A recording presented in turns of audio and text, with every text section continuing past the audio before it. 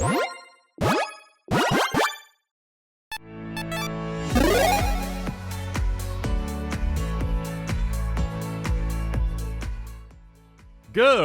morning, or whatever time it is where you're at when you're watching this, whenever you're watching this. It's morning for me though, but yeah, day 2 of Warhammer 40k spoiler season has begun, and my goodness, we had a lot of hits on day 1, including, I'm not going to try that name again, I'm sure I butchered it last time, but the Dark Master! Yes, it is finally here. But don't leave for that episode just yet, because on this episode, I'm talking about a creature, a commander that has, well, far too much power. And of course, because that creature has too much power, you can, well, just blame Eddie. Blame Eddie for that, blame Eddie for everything. If I make any mistakes on this episode, blame Eddie. Now with that, let's jump into it.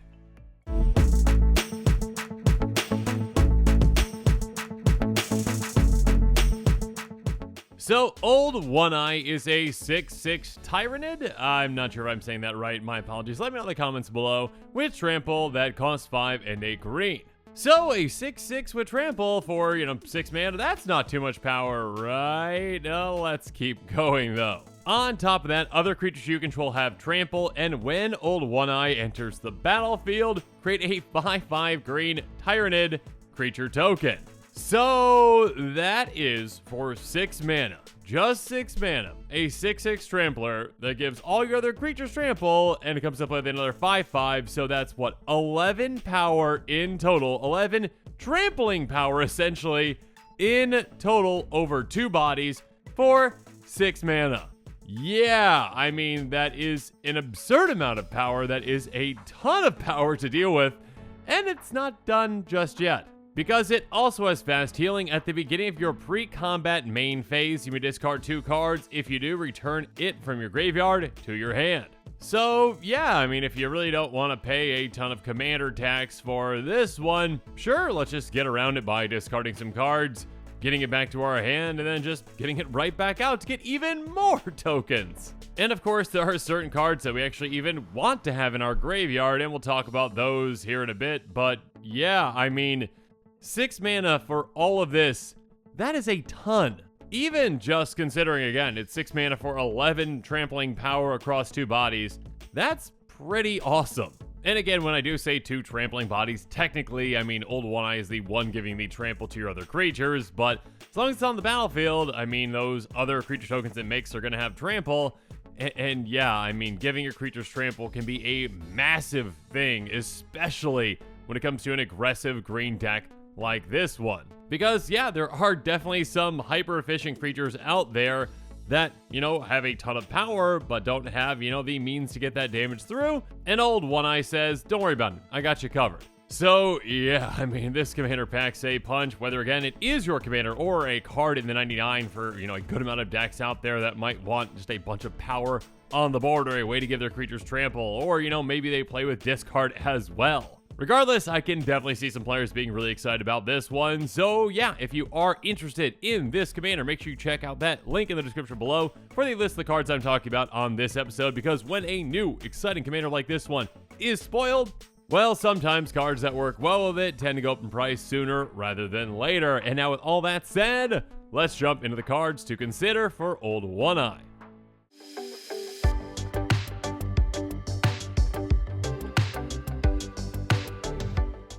But actually first, I forgot that I was going to highlight these cards first. Let's talk about just how the power level of cards has drastically changed over the years. I mean, Crawworm. Crawworm is a 6/4 worm that used to be a really big creature, for 6 mana, one of the biggest creatures in Magic. And yeah, a 6/4 with nothing else, just flavor text on it for 6 mana. And now, we've got 11 power essentially across 2 bodies with trample for 6 mana. That also, doesn't even have, the 2-pip requirement for Crawworm, and also all those other things. So yeah, we have come quite a long way. And of course, all the memes about Colossal Dreadmaw, a 6/6 to trample for, the exact same price. But yeah, I mean, Colossal Dreadmaw, you're just a little bit outclassed. I know that's probably heresy to say that, but you're just a little bit outclassed by Old One-Eye, with that 11 power in total, across 2 bodies and all that. In a way, though, one of the cards that Old One-Eye reminds me, though, of is Thragtusk. Enters the battlefield, you gain 5 life. It creates a 3/3 green beast creature token when it leaves. It's a 5/3 for 4 and a green. So a very efficient creature that essentially, okay, you have to have this die, obviously, but that's what, like 8 power across 2 bodies for 5 mana?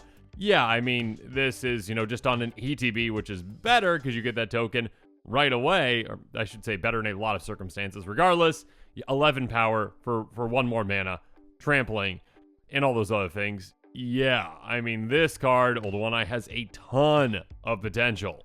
And again, it really just shows how far things have come over the years and, how much power this really has.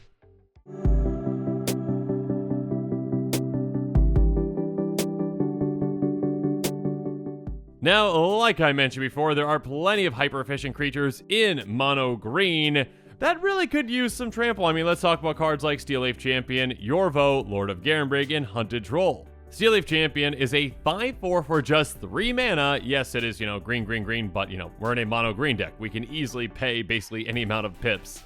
Steel Leaf Champion can't be blocked by creatures with power 2 or less. So, Steel Leaf Champion can't be chump blocked, but, now also with Trample, with our commander in play, cool, we can get some damage through when it's blocked by something that might be slightly larger. And again, with this kind of an deck, just being able to get these kinds of creatures out, we can be hyper aggressive and get a ton of power on the board very quickly. Which, of course, can benefit Yorvo, Lord of Garenbrig, a 0/0, that won't be a 0/0 for long, giant no that costs green, green, green, enters the battlefield 4, +1/+1 counters on it. Whenever their green creature enters the battlefield under our control, we get a counter on Yorvo if that creature's power is greater than Yorvo's power. We get another counter on it. So Yorvo can get a ton of counters on it very, very quickly. And again, Yorvo doesn't inherently have any kind of evasion or any kind of a way to get damage through. But with this commander, granting trample to all of our creatures, that is massive for this. Or how about a card like Hunted Troll, an 8/4 for just 4 mana, 2 green, green. When it enters the battlefield, target opponent puts 4 1/1 blue fairy creature tokens with flying on the battlefield, pay green, regenerate Hunted Troll. So, I mean, typically with this, obviously, this can be chump blocked quite easily. Though, again, it is hard to deal with having regeneration. But with our commander, have fun trying to chump block that, even with those fairies that we gave you, because we can just get a lot of damage through. And again, with those fairies that we are giving out, we can make a deal or two, with someone essentially saying like, hey, I'll give you these 4 1/1 flyers. I won't attack you for, a little bit with these creatures. What are you going to do for me? But no negotiations are needed when you've got a Gigantosaurus on the battlefield. Which, is a 10/10, just a vanilla 10/10 with just, flavor text on it, essentially. But it just costs 5 mana in total. Now, again, that's green, green, green, green, green. Did I say that right? Green, green, green, green, green. Yes, I did, I think. Anyways, 5 mana in total. Vanilla creature. But again, with our commander in play, it's a 10/10 with trample for just 5 mana, which is absurd. I mean, just think of on curve, getting out, again, let's say Yorvo, followed up by Hunted Troll, followed up by, this, followed up by our commander. That sounds like a lot of fun. And speaking of a lot of fun, how about Impervious Great Worm, a 16/16 that, yes, does cost 7 green, green, green. So 10 mana in total, but it does have Convoke, so our creatures can help actually get it out. And yeah, we can get a good amount of creatures out with a deck like this. On top of that, it's indestructible. Now, one keyword that is definitely missing on this is, of course, trample, because, yeah, I mean, this can just be chump blocked all day. A 16/16 can just be chump blocked by a 1/1. But unfortunately for our opponents now, with our commander in play, they can't just do that unless they want to take a ton of damage. Thank you, trampling commander. Or should I say trample giving commander? Yeah, let's go with that. Now, a creature that already has trample but is going to be a great addition to this deck is Ghalta Primal Hunger, a 12/12 that normally would cost, 12 mana in total, 10 green green, but it costs X less to cast for X the total power of creatures you control. And yeah, again, Ghalta does have trample. So our commander doesn't help with that, but obviously our commander just on its own, coming into play, making that 5/5, that's 11 power in total, really helps reduce that cost of Ghalta. I mean, in fact, it reduces the entire generic cost. It just then costs green, green, 2 mana in total for a 12/12 trampler. So yeah, Ghalta can be a great addition to this power-hungry deck.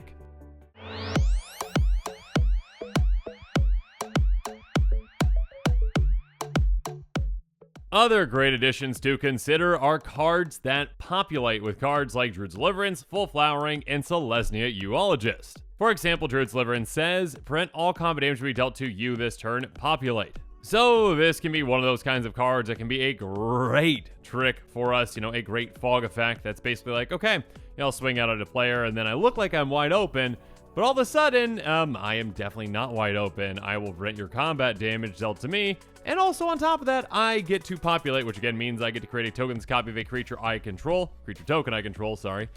So I'm going to get a 5/5 Tyrannid.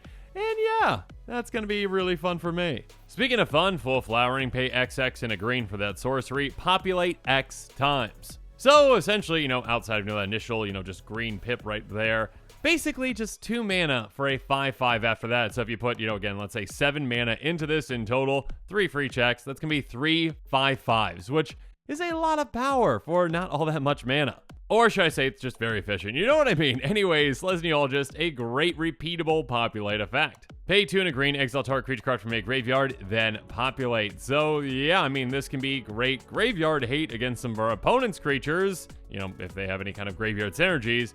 But also, yeah, just basically 3 mana, make a 5/5. Yeah, sign me up for that. Now, some other kinds of cards to consider are going to be ones like Voyager Staff, Conjure Closet, and Reincarnation, because our commander's ETB is just, a straight up ETB. It doesn't have, a cast requirement to it. It's just, hey, when it enters the battlefield, you get a 5/5. And where we don't have a lot of blink effects in green, I mean, Voyager Staff does help us in that way. Pay 2, sacrifice it, exile target creature, return the exile card to the battlefield, Arnstorm's control at the beginning of the next end step. So this can be a great way to protect our commander, and also, again, a great way to basically just for, 2 mana once it's in play, to just make another 5/5. And of course, another fantastic way to use and abuse ETBs is with Conjurer's Closet, and this one's a repeatable way. At the beginning of your end step, you may exile target creature you control to return that card to the battlefield under your control. So essentially just free blinking every single one of our turns, and yeah, basically just a free 5/5 for us that can add up a lot of value throughout the game.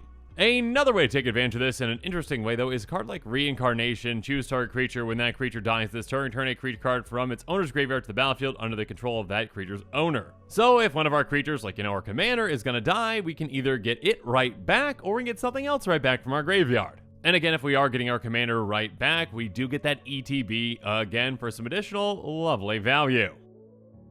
And speaking of additional value, real quick, because if I don't highlight these cards, I'm going to get comments, why didn't you mention Doubling Season? Yeah, okay. Doubling Season, Parallel Lives, Primal Vigor, any kind of a deck that, involves tokens, yes, will probably be good. So yeah, these double up tokens, getting 2 5/5s instead of just 1 every single time our commander comes into play is pretty ridiculous. I mean, just that's 16 power then for 6 mana essentially? Across 3 bodies, trampling power, my goodness. So yeah, there's a reason these cards are good, there's a reason they're expensive, and there, I mentioned them, okay? No commenting on them.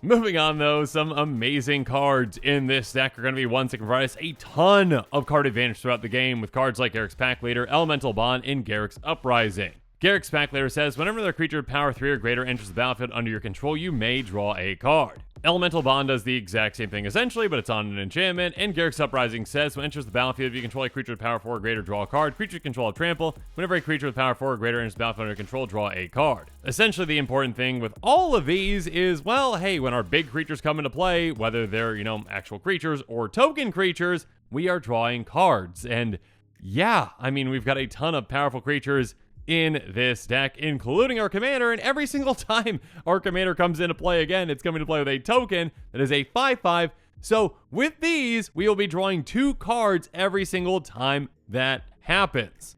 Yeah, green has a lot of ways to draw a lot of cards very, very, very quickly and very efficiently throughout the game, so enjoy that.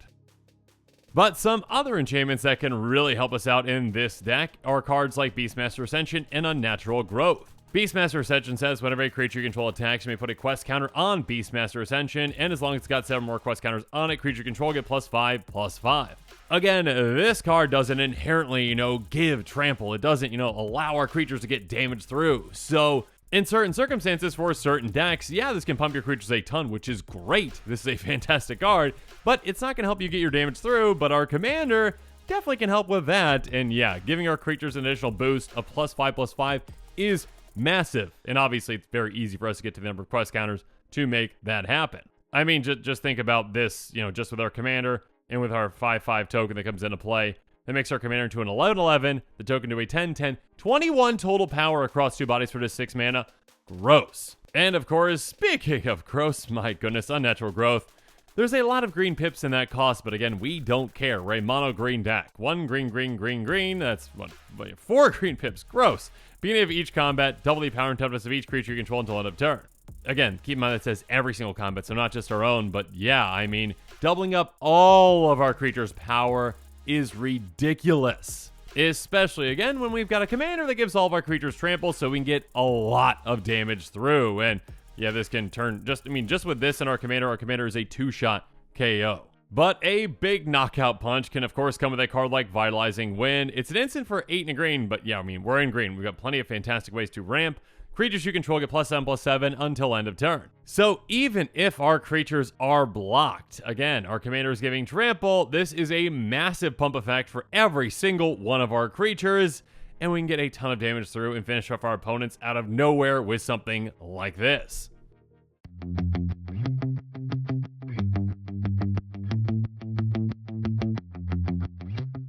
Next up, really quick, I do want to highlight some cards that actually can work with our commander's ability to get itself back from our graveyard, by discarding 2 cards that are pre-combat main phase.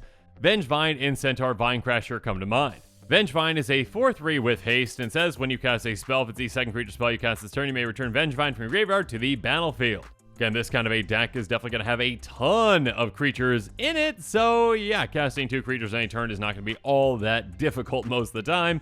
And yeah, just getting Vengevine into our graveyard is a great way to set ourselves up to get it back out for free. Next up, there's Centaur Vinecrasher, a 1/1 that does have trample, and when it enters the battlefield, it's going to enter with a number of counters on equal to the number of land cards in all graveyards, so not just our own. On top of that, whenever a land card is put in a graveyard from anywhere, you may pay green green. If you do, return Centaur Vinecrasher from your graveyard to your hand. So even if just someone, including ourselves, cracks an Evolving Wilds or a Terramorphic Expanse or whatever other fetch land, we are going to be able to get this back out of our graveyard and into our hand. And of course, against the right decks, this can be a massive threat on its own too.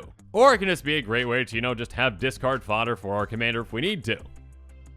And speaking of discard fodder, some cards that actually just want to stay in our graveyard are cards like Genesis and Brawn. Genesis says at the beginning of your upkeep, if it's in your graveyard, you may pay 2 and a green. If you do, return target creature card from your graveyard to your hand. So this can be a great way to get creatures back out of our graveyard, including our commander. If, the very first time we, get our commander back, we discard this in our graveyard. The next time we want to get our commander back, we can just, pay 2 and a green if we don't want to discard other cards. And then Braun says, as long as it's in your graveyard and you control a forest, creatures you control have trample. Obviously, controlling a forest is no big deal. I mean, we're in a mono green deck. We are going to have a forest.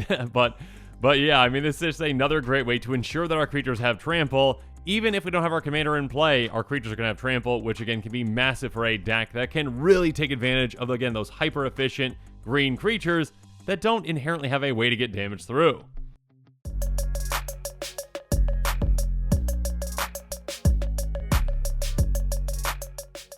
But now as this episode is coming to a close, it's time for me to give you my final thoughts on Old One-Eye. Yeah, this has a ton of power, an absurd amount of power. Again, 6 mana, 11 total power across 2 bodies, 11 trampling power, essentially. Again, an Old Eye can help you really take advantage, again, of those hyper-efficient green creatures like, Gigantosaurus. 5 mana for a 10/10. Now having trample is a lot scarier. You can't chump block that. And again, on top of all of that, it's got a way for you to actually just get it back into your hand so you can just skip out on commander attacks and just, keep taking advantage of that ETB. So yeah, I can see some players being really excited about this one. And again, if you are one of those players and you want to build around Old One-Eye, make sure you check out that link in the description below that has all the cards I talked about on this episode. Because again, when new exciting commanders like this one are spoiled, sometimes cards that work really well with it might go up in price sooner rather than later. And of course, make sure you're staying tuned for even more exciting quick takes and spoilers coming up. And with that, the show is coming to a close, so it's my turn to hear from you. So in the comments below, let me know your thoughts on this episode are, and as always, thanks again and have a good one. This show and episodes like this one are possible thanks to viewers like you. If you're looking for an easy way to help support this show, make sure that you like, share, and subscribe. Also, hit that bell notification icon so you don't miss any new episodes. You can also go check out our playmats and other merchandise at thecommandersquarters.com. We also have a ton of brand new t-shirt designs in stock, so make sure you check out those as well. Another easy way to support this show is with our TCG Player affiliate links. So whether you're buying a deck or individual cards, you can use this general link right here or one in the description. And the final way that you can support this show is by supporting us directly by becoming a patron. There are many benefits to being a patron, and I truly couldn't do this without all of their support.